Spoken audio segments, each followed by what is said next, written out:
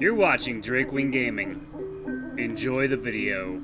Hey guys and gals, Neri here from Drakewing Gaming. Some of you on Twitter, the Gaming Drag. Today I'm coming back at you with a Let's Play episode of A Fall from Grace. So yeah, let's go ahead and jump right back into it, shall we? Alarm chain, you are up, and let's go. There we go. Alright. A band of musicians occupied one of the corners in the main hall. The sound of popular tunes and dances echoed all around the building. Upon arrival, the bandits had walked in the opposite direction to the players, aiming to find a spot where other people's conversations could be heard without much effort. They'd conveniently managed to take a seat next to two of the richest-looking clients in the tavern, a broad toad and a thin raccoon, both wrapped up in conversation. The toad's coat had some bright gold leaf decorations, the raccoon's a silky dark red. Both were also sporting some fine-looking jewelry and tucked-in pocket watches. "Here's your food, darlings." A tall sow with a fiery look in her eyes put 3 large plates down on the bandit's table. "Thank you very much, missus." "Cheers." As the hostess walked away, Cedric ravenously eyed the food before him, picking up his knife and fork without hesitating. "Bon appetit, comrades." Victor cut a thick slice out of the pie he'd ordered. "Must you speak French?" The hyena snorted as his mouth was already full. "Right then. Guten appetit, kameraden. Buen provencho, camarades. Buen appetito, compagni. Sedam vestrum frumini sadalis." Man of many talents. And many tongues. Or, as the common folk would say, dig in, you cunts. Dion turned to Cedric as he began to make some conversation, all the while Victor's ears were still perked up, overhearing what was being spoken about at the next table to theirs. "I was reading a novel earlier. I wonder if you are familiar with it at all, Cedric, my lad. It's called The Hound of Immerswitch. A cracking good story, might I add." "I'm familiar with the title, but have actually never read it." "Oh, you must. It is most exquisite. Terrifying at times, awe-inspiring at others. A book for true romantics, of the Sturmund-Drang sort. You might as well be speaking gibberish for all I know. You'd enjoy it too, Victor. The main character is a soldier turned highwayman, roaming the haunted Scottish glens. I'm slightly more interested in the here and now, if you don't mind." The fox gestured at the 2 animals sitting close by, Dion replying quietly. "Have you heard anything interesting?"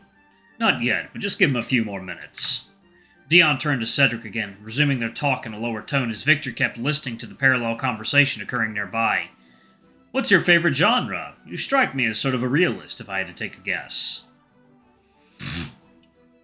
"You wouldn't consider yourself a party animal, Reginald."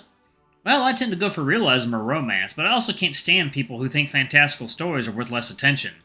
"Not for me. I prefer my quiet solitude." "I have a hard time believing that."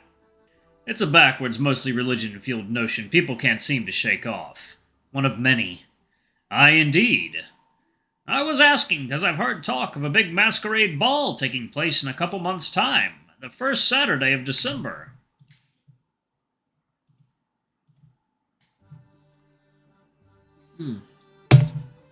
"Oh yeah, that's good." Victor suddenly shushed his companions, letting them know he'd just heard something important. The 3 listened with heightened curiosity as the 2 gentlemen carried on their conversation, unaware anyone else was privy to it. "Masquerade ball? Really, Horatio, what do you take me for? Some boyish knave?" "I can see you having fun at that sort of event. It's a way to socialize without the pressure of being seen and judged the way you would be at any other gathering." "And where would this be happening? Not that I'm particularly interested." The raccoon laughed merrily as he downed what looked like his 5th pint. "See? I knew you'd be curious about it. The big manor house just outside Castle Hillsford. You know the one. It's an open invite event." Victor's eyes lit up with excitement as he looked back at his companions. "Did you just hear that? Heavens, this is some big news. I'm guessing anyone who is someone will be going to that ball.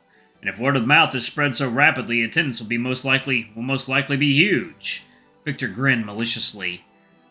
"What if the masquerade joined in all the fun?"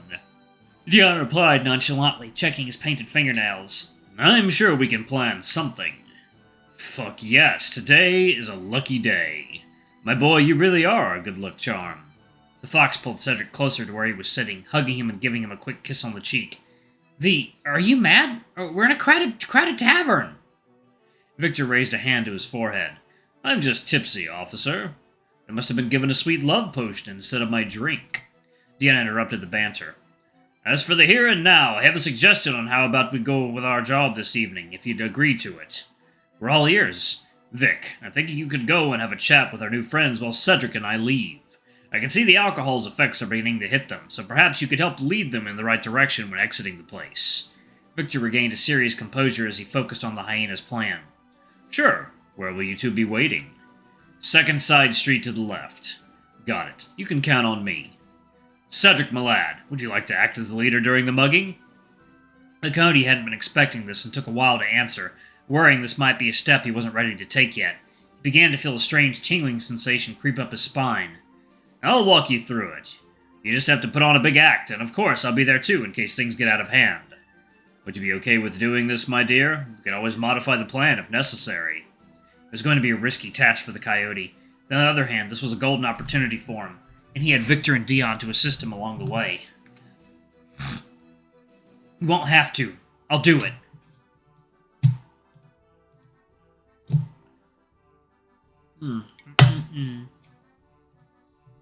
Oh goodness, get out of my eye hair. Okay. This is just what I needed. Victor proudly smiled, hearing his childhood friend utter such decisive words. Splendid! Off you go then, Vic. Owe you a kiss, Cedric. The fox stood up from his chair, picked up the mug he'd been drinking from, and feigning a drunken swagger approached the two men. And off we go too, my boy. Cedric followed the tall hyena, who had already begun to bend down to avoid hitting any of the beams on the pub ceiling. They walked past the other tables, the jolly music getting louder as they neared the exit. Then all of a sudden the music ceased and was replaced by loud cheering and clapping. Dion and Cedric joined in on the clapping too, as the coyote turned his head to catch a glimpse of Victor, who was now seated between the toad and the raccoon, the three of them laughing and seemingly having a great time. He envied how easily Victor managed to interact with strangers, a skill Cedric most certainly felt he lacked. Noticing the coyote had stopped in his tracks, Dion spoke up, almost seeming to read his companion's mind. That's all practice too, lad. A bit of a theater, a dash of confidence, and attentive listening will get you very far. I'm proud of the skills I managed to teach Victor. Though he does tend to get a bit carried away sometimes. After you. Dion gestured at the exit, Cedric quickly snapping out of his thoughts as he exited the tavern, followed by the older bandit. Contrast couldn't be greater. Hittingstone's streets were pitch black and completely silent. Any noise that could be heard was coming from the building behind them, the only vessel of life in a seemingly dead landscape. The two made their way to the side street Dion had mentioned a couple minutes earlier, halting as they reached its end and could begin to discern the distant fields and pastoral landscapes surrounding the town. The hyena set the bag he'd been carrying with him down the wooden box, pulling out a pair of long, dark overcoats and their respective masks, handing Cedric the Venetian-style mask the coyote had purchased just a few buildings away mere days before. This doubles as our loot bag. Victor has one too, as you saw earlier. He handed it to Cedric once, and the coyote had put it in his coat and fixed the mask beneath his hat, donning his own garments as he carried on. Now, the key word is confidence. You're in charge, and they will do as you say. They're also drunk and will likely have slow reflexes, so you should be able to anticipate any move they try to surprise you with. Vic will have made sure to take any weapons they might have off of them, so you're perfectly safe. If they don't cooperate, don't hesitate to press your knife on their necks, or even draw out a drop of blood. It will get things done faster. Cedric gazed at the sharp knife he was holding in his faintly trembling right hand. Any questions? The coyote gulped nervously. He began to feel sweat drip down his forehead. Victor had better get a move on dragging their victims out of that pub. What should I say first? The hyena's soft chuckle resonated beneath his mask.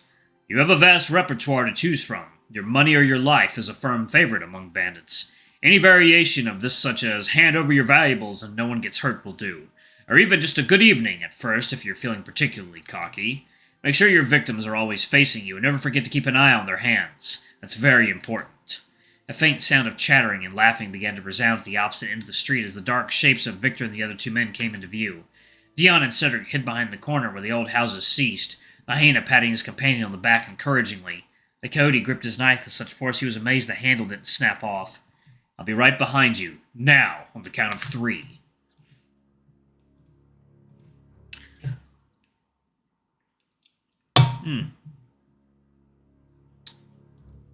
Alright. The voices were growing louder, and now Cedric could clearly make out what was being said. 1. The two drunkards burst into song, Victor quickly joining them in chorus, still playing along. 2. Cedric cleared his throat, getting ready to dive headfirst into the dark alley. 3. His feet began to move almost by themselves, time slowing down with each step he took. He felt himself turn the corner and impassively approach the three men. He held out his right hand so that the knife he was clutching was clearly visible. "Your money, sirs!" Too softly spoken, Cedric's voice had been barely audible over the loud singing. He recalled some of Dion's acting advice from a few days prior. The hand had stressed the importance of projecting and exaggerating one's speech just the right amount. He hadn't managed to follow that advice, and thus the others hadn't taken any notice of him. Except Victor, who stepped aside and pulled out his own mask out of his bag. Shit. Okay, Cedric, your entrance was a fiasco. There was still time. The two victims were even now a few steps away where the coyote was standing. You have to try again. He then became aware of a huge shadow appearing beneath his feet, and from his rear and engulfing the alley in darkness. The drunken revelry finally came to an end as the two men noticed a figure towering behind Cedric. The coyote spoke up in a growling tone, taking a step forward with all the confidence he could muster, pointing his knife straight at them. "I said your money or your lives!" Shit! Oh god, that's gotta be a reference to It's Always Sunny when they were wearing the wigs. I love that. Bandits! Fuck! Oh, please, please don't kill us! We'll give you anything! We'll do anything! Then you could shut your fucking mouths for a start, how about that? Cedric pressed his knife against the raccoon's neck, as Victor did the same to the toad, approaching him from the back. He tried to imitate Victor's mannerisms as best he could, and so far it seemed to be working. "Your pockets! Empty them!" The fox spoke up as he noticed some hesitancy from the two. "Do as he says. Now!" The two men emptied their pockets, revealing a couple purses as well as some loose coins. Victor bent down to collect them, holding his sack in his left hand. At that precise moment, the raccoon threw his leg backwards with a surprising amount of strength, kicking an unsuspecting Victor to the ground. "Ah, what the... bastard!" Before he knew it, Cedric was holding his fist out after having punched the raccoon, knocking him unconscious and sending him toppling to the ground, falling over Victor in the process. "Pick him up, if you please!" The hyena followed Cedric's orders. "Don't you try anything similar, I'll cut your hand off." The coyote now meant every word he was saying, and it showed.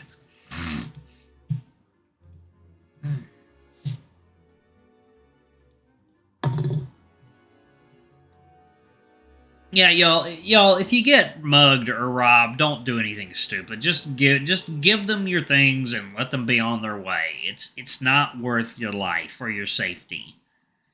Things can always be earned back again. Anyway, it's a very pretty pocket watch. He yanked the gold watch off its chain, throwing it in the bag. "Now, off with your coat, Frog. Lad, take the other one's coat off of him." "Aye, aye." Victor slid the raccoon's garment off his unconscious body, rolling him around until he was face down on the cobbled street, the fox's muzzle displaying a devilish grin beneath the mask. "You really hit him hard." "Right, I think that's everything." "Good job, lad. I knew I could trust you." "Let me get this last bit over and done with." Victor faced their still conscious victim. "Now listen, mate. I want you to see you walk away, turn the corner, and keep walking down the main street in utter and complete silence. I don't even want to hear you breathe. Get it?" The toad nodded frantically. "If I hear anything out of you, I'll shoot you dead. Do you understand?" More nodding. "Off you go." The three watched with bated breath as the toad sauntered away, catching himself a couple times to avoid stumbling to the ground. His shape soon faded in the darkness, and the bandits were surrounded by silence once more. "Now we get the hell out of here. Follow me!" They ran across the empty fields that encompassed the town, setting foot in the now familiar forest in a matter of minutes. After hiking among the thick bushes and undergrowth for a couple of minutes, Dion broke the silence. "Lads, you've both made me very proud. A job well done indeed." He glanced at the coyote, who was still panting after the short run. "As for Cedric, mind me to never get on his bad side." Both Dion and Victor burst into laughter. "Aye, indeed. He knocked that raccoon clean out with one punch." Cedric suddenly remembered the reason he'd landed such a heavy blow. "Are you feeling all right, by the way, V?" "Absolutely peachy, my dear. Thank goodness. What's more, I already know Ridley would love the 2 coats we snatched." It was only at that moment, as Victor and Dion kept conversing, that Cody realized just how sweaty he was, and how rapid his heartbeat had gotten during and after the mugging. Even though this still felt overwhelming, the feelings of mild panic that had settled in as Dion was running him through the do's and don'ts earlier was finally starting to dial down. Noticing Cedric's silence, the fox turned to face him. "Everything all right, Cedric? I hope this wasn't too much for you." "I'm fine. I'll just need some time for everything we've done to sink in. It almost doesn't feel like it's happened yet, you know?" Alright, I'm going to go ahead and pause it right there. Oh, thank y'all so much for watching. Don't forget to like, comment, subscribe, ring that notification bell, and check out our Patreon if you can. It always helps. Anyway, I love you all, and I'll see y'all in the next video. Bye-bye!